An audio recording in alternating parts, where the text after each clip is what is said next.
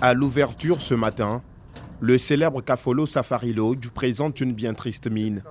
Le complexe hôtelier et animalier créé en 1968 et auquel ce petit village du nord-est de la Côte d'Ivoire doit sa réputation, a perdu son lustre d'antan. C'est pourtant ici que logeaient les nombreux touristes venus faire un safari dans le parc national de la Comoé. Depuis les différentes attaques terroristes survenues à Kafolo, l'hôtel a définitivement fermé ses portes. Plus aucun touriste n'y vient.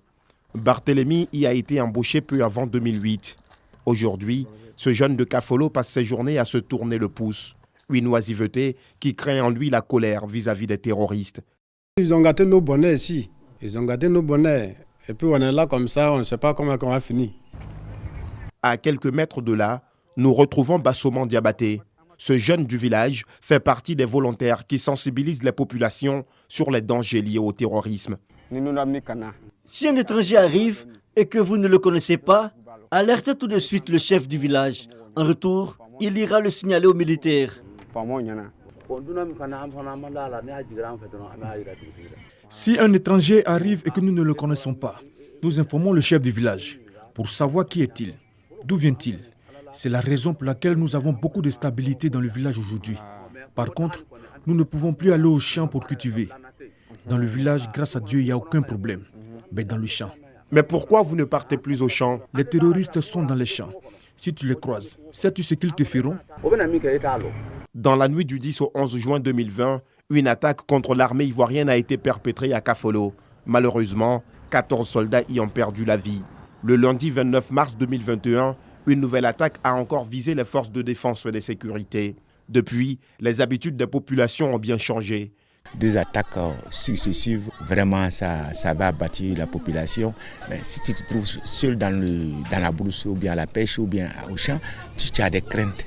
Tu as toujours peur, tu te dis que peut-être que ceux-là sont là, mais ce sont des gens aussi qui sont dans les forêts, cachés dans les forêts. Bon, vraiment, ça a arrêté momentanément nos activités. Aujourd'hui à Kafolo, le défi de la cohésion sociale est entier. Plus de 300 éleveurs Peuls ont dû quitter le village, soupçonnés de complicité avec les djihadistes. Beaucoup sont déplacés, surtout les Peuls. En ce qui concerne les Peuls, d'autres ont été interpellés et à la suite de ça, d'autres ont quitté les lieux. Mais pourquoi ils sont partis? C'est ça, je ne sais pas. Je me pose la question. Le fleuve Comoé qui traverse le village, d'ordinaire fréquenté par les populations majoritairement pêcheurs, ne l'est plus. Et pour conséquence, une flambée des prix du poisson sur le marché du village. Le poisson qu'on paye à 200 francs avant, aujourd'hui, tu as 500 francs, tu ne peux pas avoir ces mêmes poissons. Parce qu'ils ne peuvent plus aller au loin, c'est mis tout près et le prix le poisson qu'ils ont, ils sont obligés de vendre ça cher pour pouvoir se nourrir aussi. Quand vous est devenu un village où tout est cher. Pour lutter contre les groupes armés terroristes, l'armée ivoirienne a procédé lundi 1er mars 2021 à la création de la zone opérationnelle Nord. De nuit comme de jour, les soldats s'adonnent à leur ronde de surveillance pour s'assurer que l'ennemi est bien loin. Dans les prochaines semaines, les soldats occuperont ce vaste camp en construction sur plus de 5 hectares. Une base qui renforcera leurs actions. Dans le nord de la Côte d'Ivoire, la lutte contre le terrorisme n'est pas militaro-centrée. L'armée ivoirienne adopte une approche globale avec les populations au cœur de son action. Les soldats de l'armée ivoirienne en poste à Kafolo, à Toubor et à Teini, ces localités qui ont connu des attaques terroristes, bénéficient auprès des populations d'une aura considérable. Un atout majeur dans la proximité souhaitée entre l'armée et les populations pour venir en bout du terrorisme. Ce matin, la zone opérationnelle nord de l'armée ivoirienne est visitée par le Premier ministre Patrick Hachi.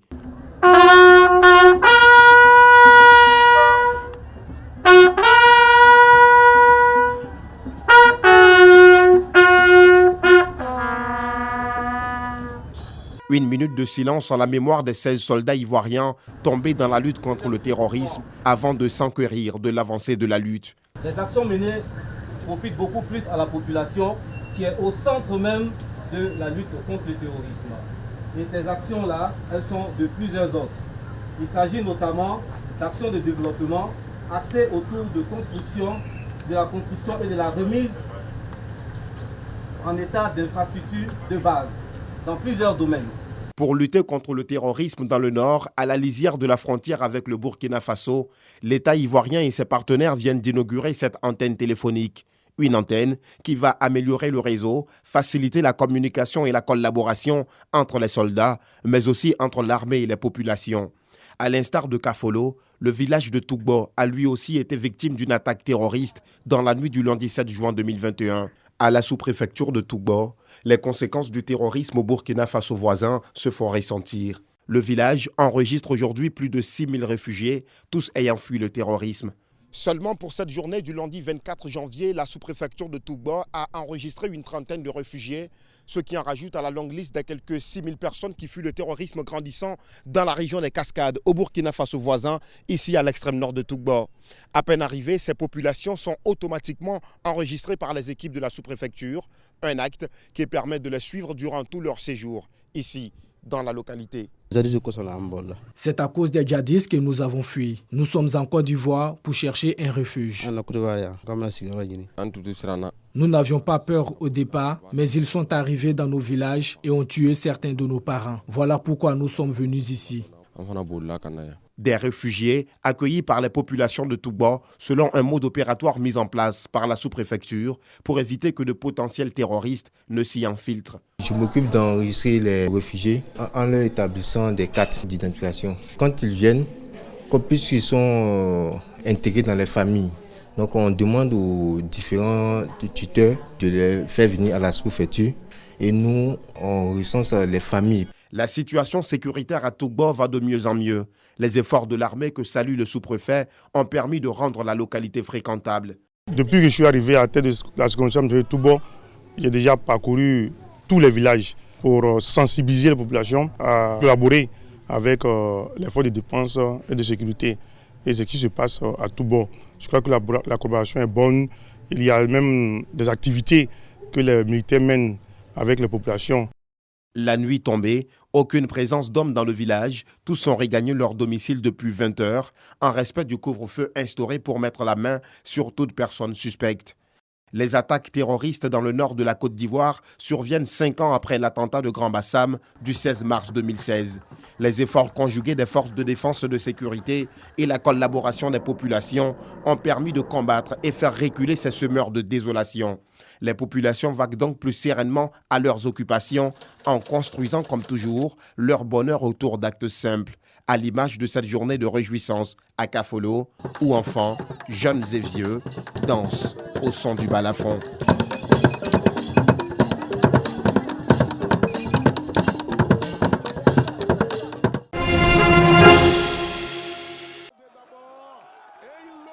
Finaliste malheureux des éditions 2002 et 2019, le Sénégal remporte sa première couronne continentale face à l'Égypte. Une finale aux allures d'un test grandeur nature entre les deux pays qui se retrouveront en barrage de la Coupe du Monde 2022 en mars. Au coup d'envoi, les Lions réalisent une meilleure entame et obtiennent un pénalty. Sadio Mané se propose et perd son duel face à Gabaski. Mais au fil des minutes, les Pharaons gagnent en confiance et se montrent de plus en plus dangereux sur des attaques rapides. Mohamed Salah donne un premier frisson aux supporters sénégalais avec cette frappe détournée en corner par Edouard Mendy. 0-0 à la pause. La seconde période est du même niveau. Les hommes de la Teranga s'offrent les meilleures occasions, mais le score reste vierge jusqu'au terme du temps réglementaire. Les 30 minutes de la prolongation ne changeront pas la donne. Finalement, c'est au tir au but que les deux équipes ont recours. Le Sénégal, plus concret, l'emporte 4 tirs à 2.